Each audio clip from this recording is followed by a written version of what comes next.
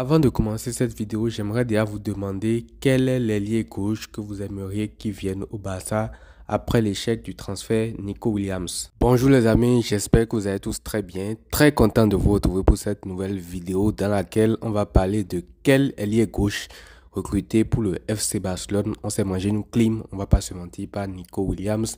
Et moi, je me suis même mangé une double clim parce que je vous montre cette vidéo-là que j'avais déjà préparée à l'avance pour vous parler de ce que Nico Williams pourrait apporter au Barça. Bon, voilà, elle va tomber à l'eau parce que finalement, il n'a pas signé au Barça. Donc, on va commencer déjà cette vidéo par parler de l'échec Nico Williams avant de revenir maintenant sur les différentes options que le Barça a pour recruter son côté gauche parce que voilà, c'est pas parce qu'il n'est pas venu que le mercato du Barça s'arrêtera là, loin de là.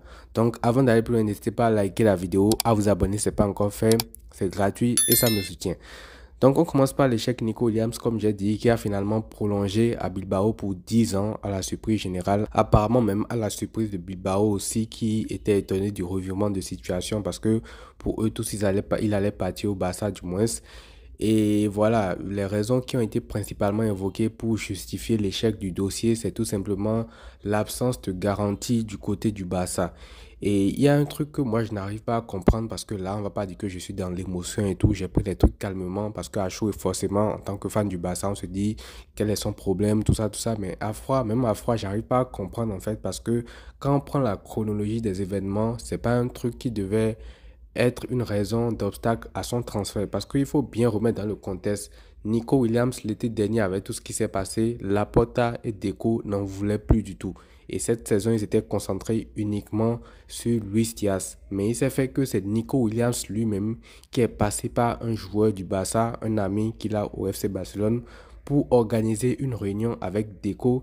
Et donc, j'arrive pas à comprendre le dénouement de la situation parce que si tu fais un pas vers le Barça, chose que Laporta ne voulait même pas du tout entendre, mais bon, il a finalement écouté ses conseillers, Deco, tout ça, donc il a accordé d'importance à ça. Donc, il y a eu la réunion et tout, il y a eu les négociations, il y a eu tout ce qu'on a vu derrière, toutes les infos qui sortaient et tout.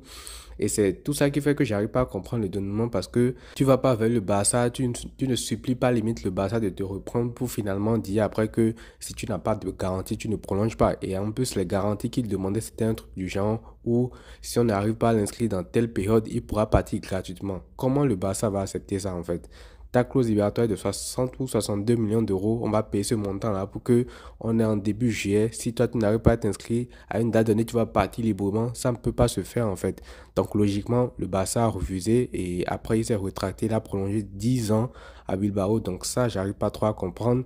Et d'ailleurs, sur les vidéos de prolongation avec Bilbao où il s'affiche, ça se voit qu'il n'est pas heureux en fait. Ça se voit. L'expression faciale, c'est un truc qui ne ment pas. Donc, bref, tout ça, ça fait son problème. Maintenant, une fois qu'on a dit tout ça, il faut préciser que le Barça ne dépend pas de lui parce que, voilà, c'est pas Neymar non plus, c'est pas Ronaldinho, c'est pas Messi, tout ça. Donc, je pense que, voilà, il y a beaucoup d'autres options qu'on peut évoquer pour pallier au fait qu'il ne va pas signer au Barça.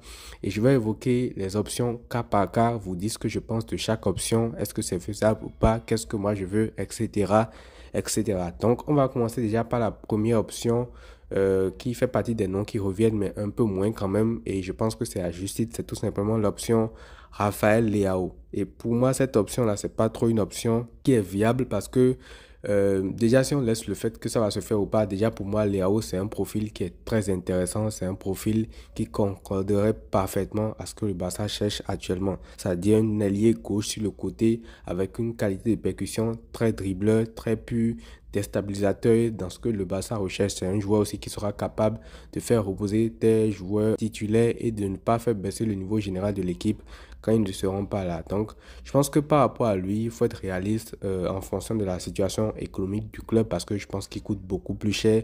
Il doit dans les 90 millions facile si l'AC Milan veut le lâcher. Donc, il coûte plus cher que Nico Williams, par exemple, et Luis Diaz. Donc, je pense que voilà, cette piste-là, c'est moi, il va falloir oublier ça, même si ça reste un très très bon joueur. Je ne dirais pas non, mais il faut être réaliste. Si le Barça était dans une situation économique qui est bien, là on allait dire voilà, on peut le prendre, on peut signer à tout moment et tout, mais vu que le Barça est en train de compter chaque million d'euros dépensés et tout, on ne peut pas se permettre d'aller sur un joueur comme Raphaël Leao, encore que moi j'estime que le Barça a besoin des joueurs dont la carrure peut être un joueur qui peut être remplaçant sans poser de soucis et tout. ce que Nico Williams aurait rempli comme condition et lui il était encore plus jeune, mais bon, bref, on ne revient pas sur ça. Ensuite, la deuxième option que je vais évoquer ici, c'est une option qui revient le plus, c'est-à-dire même c'est l'option qui a été le plus évoquée après le transfert avorté de Nico Williams, c'est tout simplement Luis Diaz. Luis Diaz aussi, c'est pas une option qui est inintéressante, loin de là. Et je vous avais même dit plusieurs fois que le seul truc qui fait que moi je préférais Nico Williams à lui, c'est tout simplement l'âge en fait.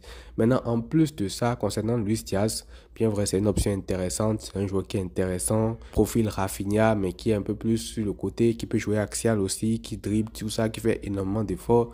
Tout ça, on est d'accord. Mais je pense que le vrai problème pour moi concernant Luis Diaz, bah, c'est le prix en fait. Et d'ailleurs, on a appris récemment qu'il y a eu un accord verbal entre lui et le Bayern Munich et ça ne m'étonnerait pas du tout parce que je pense aussi que le fait qu'on était sur les deux au départ, c'est-à-dire Nico Williams et lui, et que finalement à un moment donné, il a senti que voilà, la priorité c'était Nico Williams, que voilà, on a mis tous les efforts sur lui. Ça fait aussi que d'un côté, peut-être qu'il s'est dit que voilà, je veux pas être la roue de secours de quelqu'un. Et si à côté, tu as un Bayern Munich qui est quand même un grand club qui le veut, parce que le Bayern aussi a une déficience sur le côté gauche en termes d'ailier. Donc, si tu as à côté un Bayern Munich qui est là, qui voilà, reste quand même un grand club et qui surtout financièrement va t'assurer un salaire beaucoup plus alléchant, je me dis que c'est logique en fait qu'il ait conclu un accord verbal avec eux. Et après, on sait, on est dans le foot, un accord verbal aujourd'hui, ça ne veut plus rien dire, surtout avec la vitesse avec laquelle les trucs changent lors du mercato. On le voit encore avec le cas Nico Williams. Mais après, par rapport à lui, ce que moi je me disais aussi spécialement, c'est que c'était pas obligatoire parce que voilà, il y a l'âge, il y a le prix que demande Liverpool. Et malheureusement, il y a aussi le fait que Liverpool ait perdu Jota pour la raison qu'on connaît. Il est décédé dans un accident de voiture avec son frère, malheureusement. Donc moi, je me disais que c'était pas le bon moment pour aller parler de Liverpool, de prendre un attaquant chez eux et tout, parce que voilà, c'est pas, les circonstances ne s'y prêtent pas en fait. Maintenant, à voir ce qui va se passer dans le dossier Luis Diaz. S'il va au Bayern, bonne chance à lui. Mais s'il vient au Barça aussi, ça ne veut pas dire que je serai mécontent. Loin de là, on fera des vidéos pour voir ce qu'il va apporter au Barça, tout ça. Mais moi, j'ai deux profils que j'aimerais bien parce que tous les profils que je viens d'énumérer juste là, Raphaël Leao et Luis Diaz, pour moi, s'ils viennent, c'est bon. Mais s'ils ne viennent pas, c'est pas forcément un drame. Leao, j'ai plus évoqué le prix.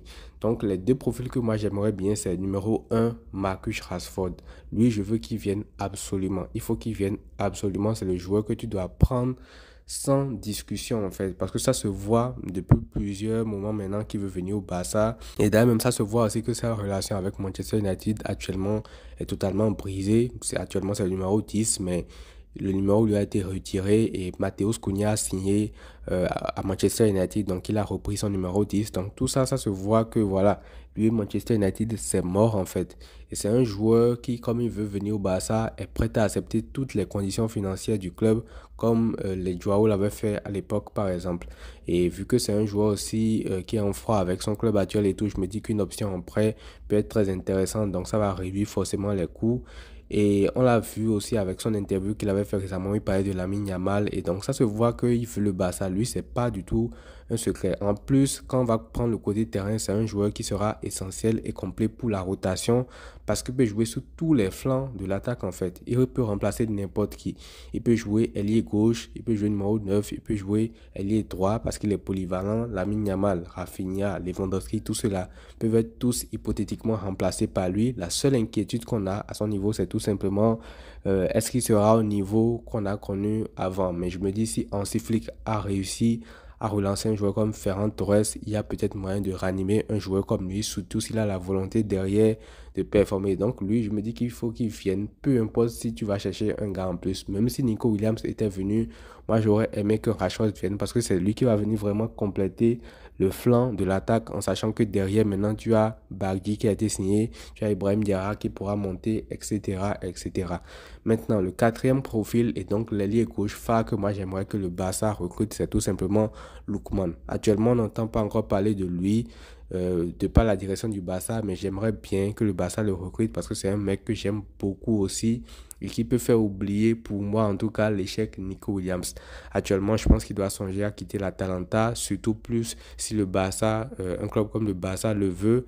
Il a le profil du joueur qui peut accepter d'être dans la rotation de temps en temps, parce que comme je vous ai dit, pour moi, je ne veux pas un joueur qui va vouloir forcément être titulaire à tous les matchs. Ce sera un joueur qui va pouvoir accepter d'être dans la rotation sans poser de problème, voilà, sans casser l'ambiance dans le vestiaire. Et c'est de ça qu'on a besoin. Et en plus, il a également énormément de qualité. C'est un allié déséquilibrant qui peut, voilà, marquer beaucoup de buts et qui peut aussi remplacer tes titulaires dans les grands matchs en fait. Il a fait beaucoup de preuves à l'Atalanta, ça fait des années maintenant qu'il performe au plus haut niveau et en plus de tout ça, il coûtera moins cher normalement qu'un Nico Williams vu le championnat dans lequel il évolue. Il a 27 ans, donc il a encore quelques années au haut niveau. Donc si moi je devrais choisir, ce serait pour moi la recrue phare du Barça cet été au poste d'ailier gauche. Donc voilà les amis, c'est tout pour cette vidéo. On est revenu en long et en large sur l'échec de Nico Williams et sur les différentes options que le Barça pourra explorer vu que le deal de Nico Williams a capoté. N'hésitez pas à me dire ce que vous en pensez dans les commentaires, je vous lirai. Prenez tous soin de vous les amis et à très vite.